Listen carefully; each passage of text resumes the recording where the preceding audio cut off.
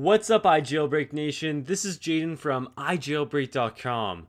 I previously showed you guys how to update to iOS 7 and also how to downgrade from iOS 7 back to iOS 6. Now it's time for me to do a brief iOS 7 tour and show you some of the new functionality that was talked about during the WWDC 2013.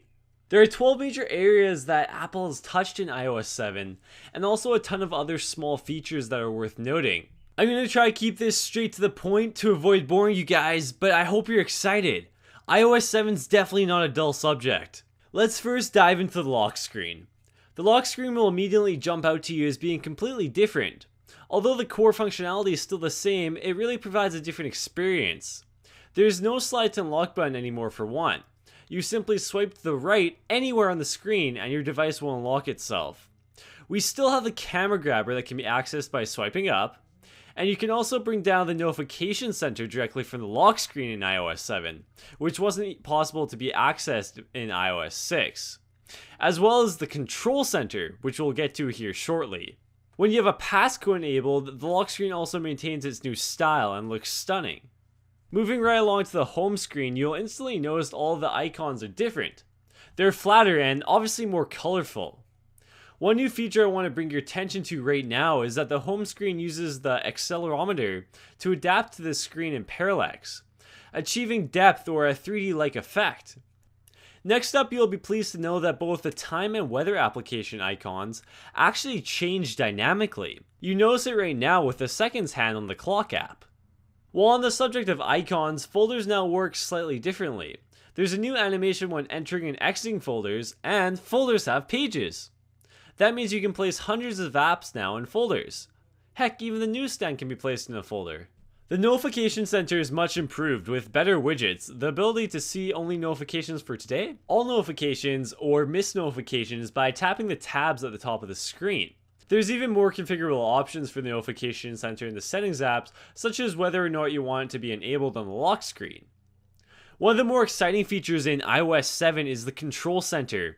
If you swipe up from the very bottom of the screen from anywhere within iOS, it will bring up the control center.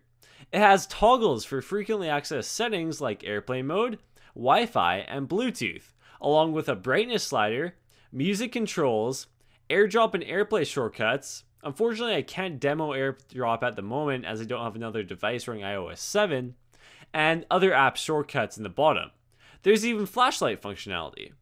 The control center really answers users' cry for a quick way to access settings that are frequently turned on and off.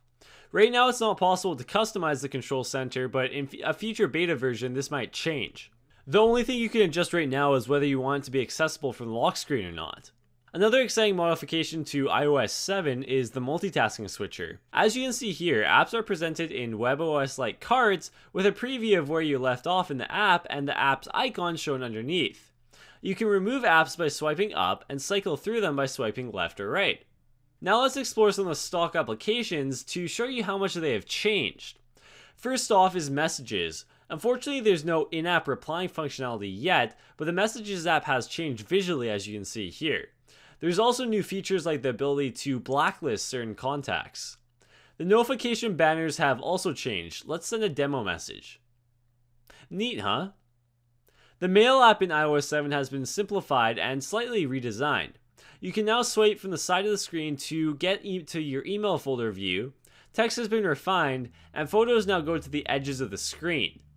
The Calendar app is much more simplified and there's no more textures. Other apps that have been simplified include the Clock app, Notes app, Compass app, Calculator app, App Store, etc. Safari has gotten a fresh coat of paint in iOS 7 and some powerful new features. The URL and search box have been unified into an omnibar for search, and there's also unlimited tabs. The Weather app now looks gorgeous and includes animations. The Music app is much easier to look at and use, and if you live in the United States, you'll have access to iTunes Radio. This is Apple's new streaming music service. The Camera app was actually significantly altered by Apple, giving users new camera modes that can be switched between that include videos, photos, square photos, and panoramas. There's even built-in filters. On the topic of photos, the Photos app has seen much improvement in iOS 7. Photos are now organized based on date and location, and it's easier to navigate thanks to a ton of filtering options. There's even iCloud photo sharing. It's safe to say that every stock application has been touched by Apple in some way in iOS 7 to make the experience consistent across the new mobile operating system. I realize I'm moving pretty fast through the applications, but there's a lot to cover. Siri in iOS 7 looks completely different, and there's 2 new voices, both a new male and female voice. There's also new Siri functionality, like the ability to toggle certain iOS functions, like Bluetooth and search Wikipedia, Bing, or Twitter. Some other features I don't have time to show in this video, but are still worth noting, include iCloud Keychain that saves and aggregates your passwords, FaceTime audio calls, essentially VoIP calling, Flickr and Vimeo integration, notification sync, iOS in car that makes iOS more interactive with your car, and walking directions in the Maps app. I hope this walkthrough of iOS 7 has given you a good idea at just how much iOS 7 has improved.